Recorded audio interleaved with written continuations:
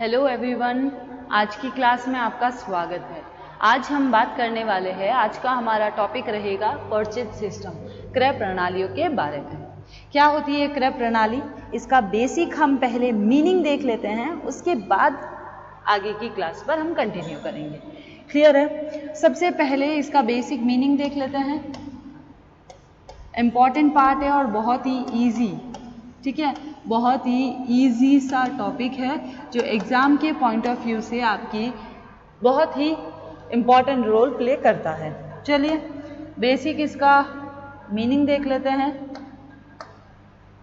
चलिए, the purchase order size varies according to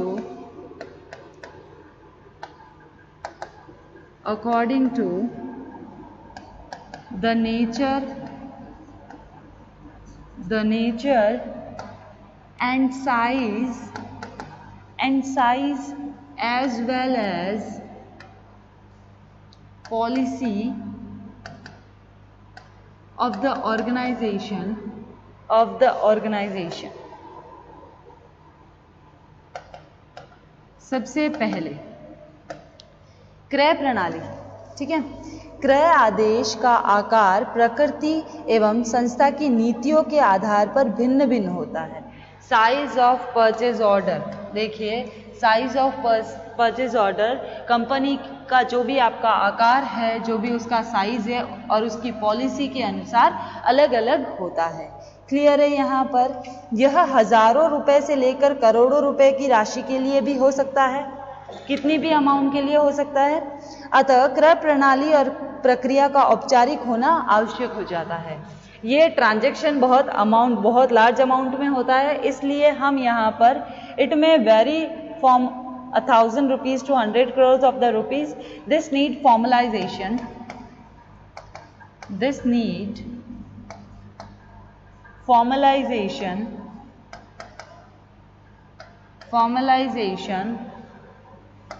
of system and procedures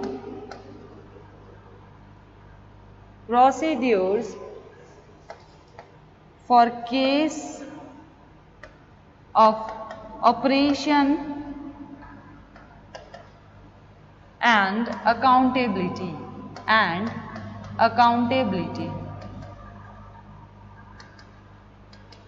यहाँ बात हो रही है हमारी कि औपचारिक क्रय प्रणाली संचालकीय एवं जवाबदेहिता को निर्धारण को सुगम बनाती है। परचेज सिस्टम जो है, अगर आपका फॉर्मलाइज्ड है और आपकी प्रोसेस जो है वो अकाउंटेबिलिटी को हैंडल कर रही है, तो उसमें वो अकाउंटेबिलिटी को बहुत आसानी से क्या कर सकती है, निर्धारित कर सकती है। अतः आवश्यक है कि क्रय कार्य के प्रारंभ, पूर्तिकर्ता के चयन, क्रय आदेश जारी करने और आदेशों के अनुगमन, पूर्तियों की अधिप्राप्ति हेतु संबंधित प्रक्रिया औपचारिक रूप से निर्धारित हो। यानी सेकेंड है आपका, नेक्स्ट है आपका इसी में कंटिन्यू में, it is a necessary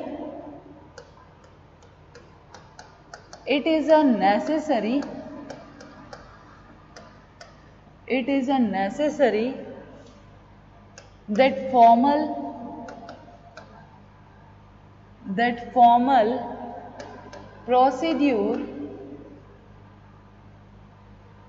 procedure may be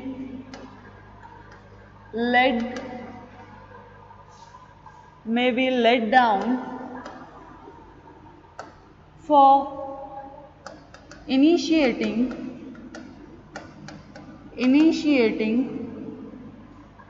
the purchase,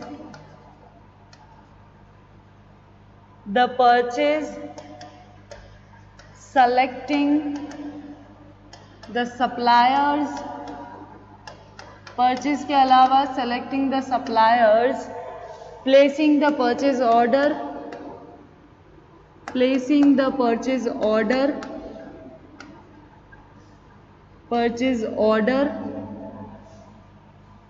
and follow up the orders receiving the suppliers, receiving the supplies act.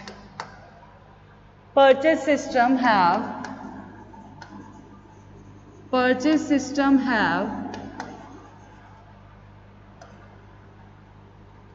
to be evolved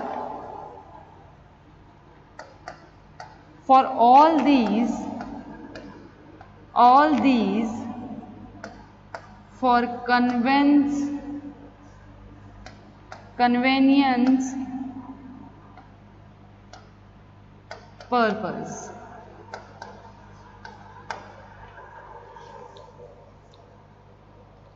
ये जो कार्य के प्रारंभ और पूर्तिकर्ता का चयन या फिर ऑर्डर देना या फिर उसका फॉलोअप करवाना या सप्लाईज को रिसीव करना, इन संबंध के औपचारिक रूप से एक प्रक्रिया निर्धारित होती है, ठीक है, और एक कार्य प्रणाली बनाई जाती है जिसको हम क्या कहते हैं, परचेज सिस्टम।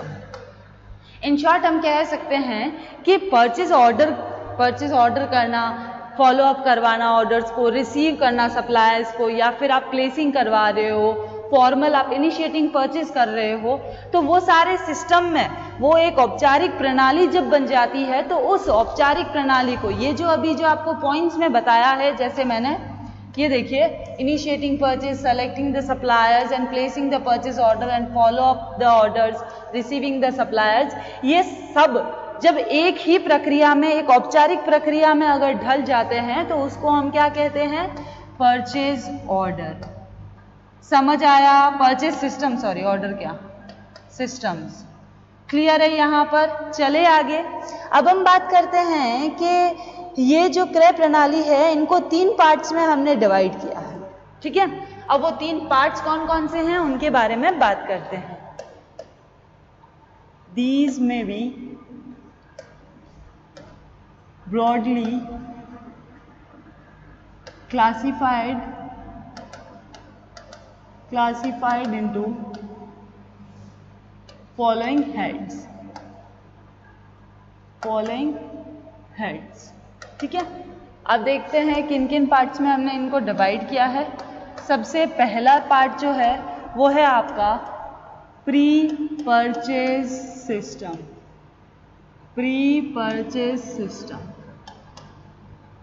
ठीक है। प्री परचेज सिस्टम यानी क्रय पूर्व प्रणाली। इन सबको हम वैसे हेड्स को एक एक को डिस्कस करेंगे। सेकेंड है हमारा ऑर्डरिंग सिस्टम,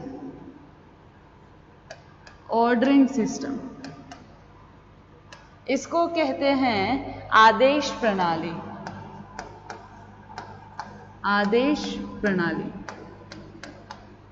ठीक है। फिर थर्ड है हमारा पोस्ट परचेज, यानी परचेज करने के बाद, यानी क्रय पश्चात प्रणाली, ठीक है। यहाँ पर ये 3 पार्ट्स में, 3 हेड्स में हमने परचेज सिस्टम को डिवाइड किया है। चलिए इन तीनों को अलग अलग से समझ लेते हैं, ये तीनों क्या कहते हैं। सबसे पहला pre purchase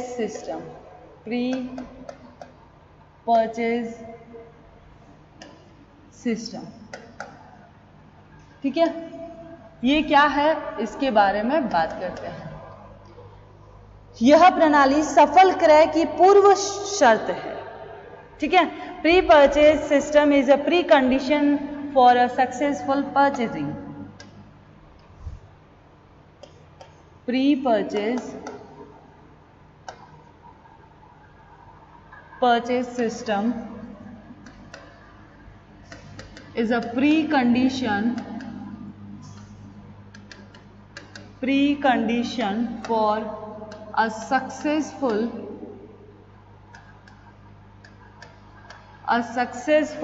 purchasing,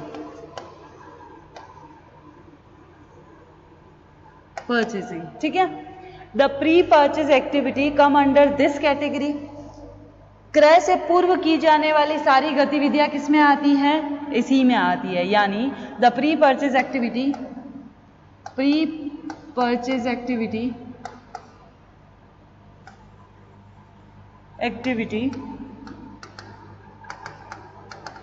comes under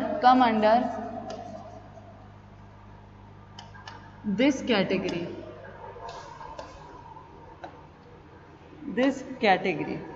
ठीक है।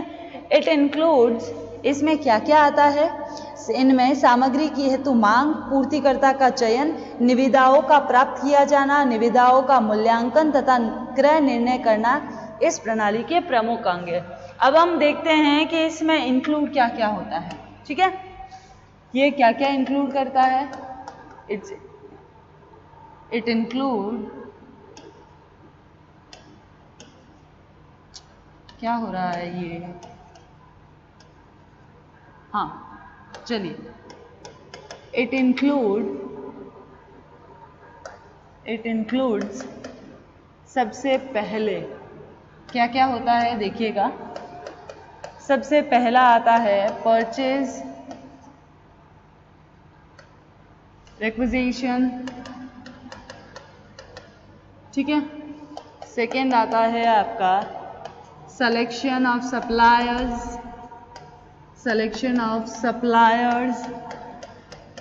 सप्लायर्स का सेलेक्ट करना। फिर थर्ड आता है आपका ऑब्टेनिंग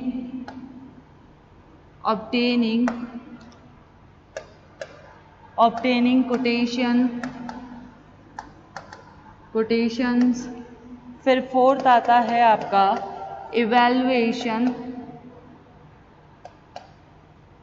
इवैल्यूएशन ऑफ कोटेशन को पता लगाने के बाद उसको इवैल्यूएट करना है। एंड लास्ट है हमारा taking decisions to whom the orders are to be placed। इन सब में प्री परचेज में ये सारी चीज़ें सम्मिलित होती है। सबसे पहली क्या है आपकी प्री परचेज में? सबसे पहली है आपकी परचेज रिक्विजिशन, यानी कि सामग्री हेतु मांग। सेकेंड है सिलेक्शन ऑफ सप्लायर्स, यानी पूर्तिकर्ता का चयन। फिर थर्ड है ऑब्टेनिंग कोटेशन, यानी निविदाओं का प्राप्त किया जाना। उसके बाद जो हमने कोटेशन प्राप्त किया उनका इवैल्यूएशन करना, यानी मूल्यांकन करना। ठीक है। उसके बाद आता है हमारा taking decision to whom the orders are to be the placed, यानी क्रय निर्णय करना इस निविदाओं का। और उसके बाद क्रय का किस जगह से हमको परचेज करना है उसका डिसीजन लेना। क्लियर है? ये सारी चीजें आती है हमारी प्री परचेज सिस्टम में। समझ आई आपको? अब हम बात करते हैं प्री परचेज सिस्टम।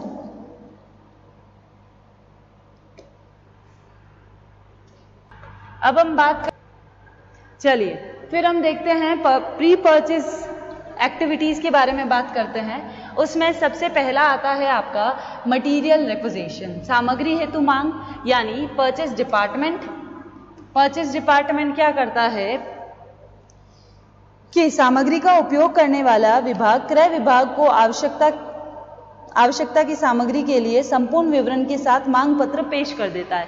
जो परचेज डिपार्टमेंट होता है, जो आपका यूज डिपार्टमेंट है, जो मटेरियल का यूज कर रहा है, वो किसको ऑर्डर डिमांड के लिए, मटेरियल के लिए कहेगा? परचेज डिपार्टमेंट को। ठीक है। उसको डिमांड लेटर देगा, उसके जितने भी डिमांड्स हैं उन सबको उस लेटर में लिखकर वो मटेरियल के लिए मांग पेश करेगा।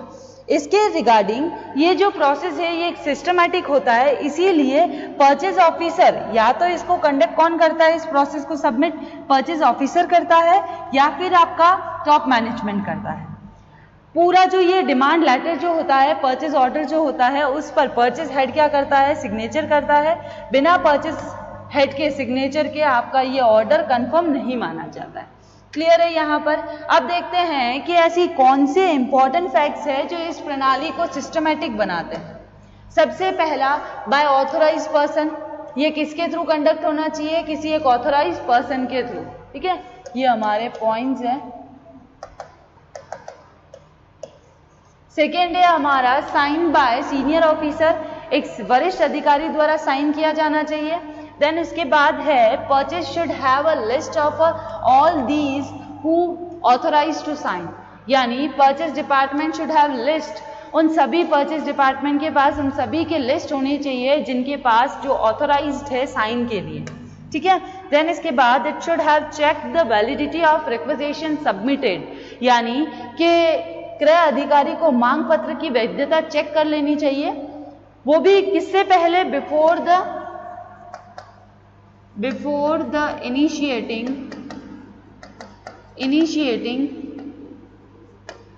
Purchase program. क्लियर है यहाँ पर, ठीक है। ये था हमारा प्री परचेज एक्टिविटीज। अब हम बात करते हैं इसके स्पेसिमेन की। इसका स्पेसिमेन कैसे होता है उसकी बात कर लेते हैं। वैसे देखिए, स्पेसिमेन तो सिंपल सा है, रिक्वेजिशन फॉर्म लिखना है आपको, फिर टू किसको पेश करना है, वो सारी चीजें लिखनी है। अब हम बात करते हैं ट्रैवलिंग की। जब हम इसकी एक्टिविटीज पढ़ रहे थे तो सबसे पहले हमने क्या देखा, मटेरियल रिक्वेजिशन। अब हम बात करते हैं ट्रैवलिंग रिक्वेजिशन की। सेकेंड है हमारा travelling requisition.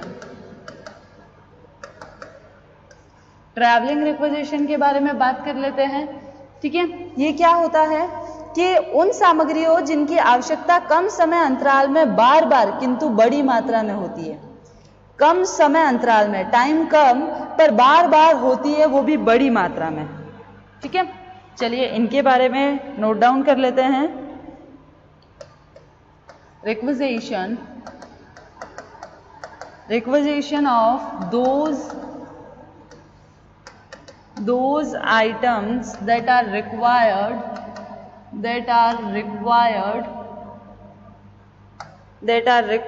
frequently but in bulk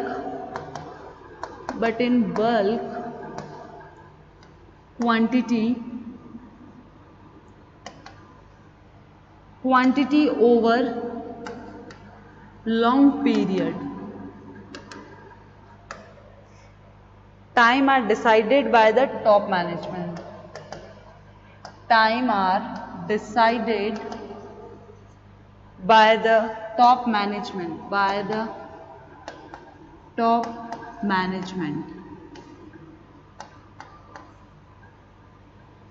Top management. It travels very frequently from the requisition department to purchase department. ये जो है वो मांग उच्च प्रबंध द्वारा निर्णित की जाती है। ट्रैवलिंग मांग पत्र का डिजाइन इस प्रकार होता है कि वह विशिष्टता और पूर्तिकर्ता का विवरण स्थायी तौर पर प्रिंट करवा दिया जाता है। उसमें क्या क्या डाला जाता है, जैसे स्थायी तौर पर आपको जो जहां पर आप ज्यादा टाइम तक जैसे फ्रिक्वेंटली ऑर्डर मंगवा रहे हो तो उनकी एक आपको प्रिंट करवा देनी है, ठीक है। बुकलेट ही प्रिंट करवा देती है। उसमें क्या क्या प्रिंट करवाते हैं हम, डेट का कॉलम, क्वांटिटी, ऑथोरिटी, ठीक है। उन सबको क्या करते हैं हम प्रिंट करवा देते हैं और फिर उनको हम फील कर देते हैं जब भी हमको ऑर्डर देना है तो in time at the time of requisition के टाइम हमको क्या करना है, इन सारी एंट्रीज को फील कर देना है। This saves time and paper work. ये क्या सेव करता है, ये हमारा सेव करता है, save the time, it saves time and paper work. ये हमारे कागजी कार्रवाई को भी कम करता है और हमारे टाइम को भी बचाता है। क्लियर है हमारा, ये था हमारा ट्रैवलिंग रिक्वेजिशन, ठीक है। इसके बाद जो आज की क्लास के लिए हम इतना ही पढ़ते हैं क्योंकि सारा मिक्सअप हो जाएगा। इससे अच्छा है कि हम नेक्स्ट क्लास के लिए इसके जो बाकी के टॉपिक्स है, जैसे थर्ड हमारा था इंक्वायरी, ठीक है। उसके बाद ऑर्डरिंग सिस्टम, ये देखिए, एक सेकेंड, ये था हमारा, ये तो परचेज एक्टिविटी है, ये रहा, ये देखिए, ये परचेज एक्टिविटी हमने आज स्टार्ट कर दिया है। इसमें सबसे पहला हमारा परचेज एक्टिविटी देख लिया था हमने क्या होता है, उसके बाद हमने ये 3 जो हेड्स हैं उनके बारे में डिस्कस करना है। सबसे पहले प्री परचेज सिस्टम स्टार्ट कर दिया था, उनकी एक्टिविटीज के बारे में बात कर रहे थे। ये देखिए, एक सेकेंड, ये देखिए, एक्टिविटीज के बारे में बात कर रहे थे। एक्टिविटीज में हमने 2 देख लिया, मटेरियल रिक्विजिशन और ट्रैवलिंग रिक्विजिशन, ठीक है। अब हम इसके बाद जो इंक्वायरी है वो हम नेक्स्ट क्लास में पढ़ेंगे, और ऑर्डरिंग सिस्टम और पोस्ट परचेज सिस्टम ये भी हम नेक्स्ट क्लास में डिस्कस करेंगे। तो इसी क्लास को नेक्स्ट क्लास में हम कंटिन्यू करेंगे इसी के आगे से। तो क्लास में बने रहिएगा ताकि आपको पूरा एक टॉपिक क्लियर हो जाए। तो आज की क्लास के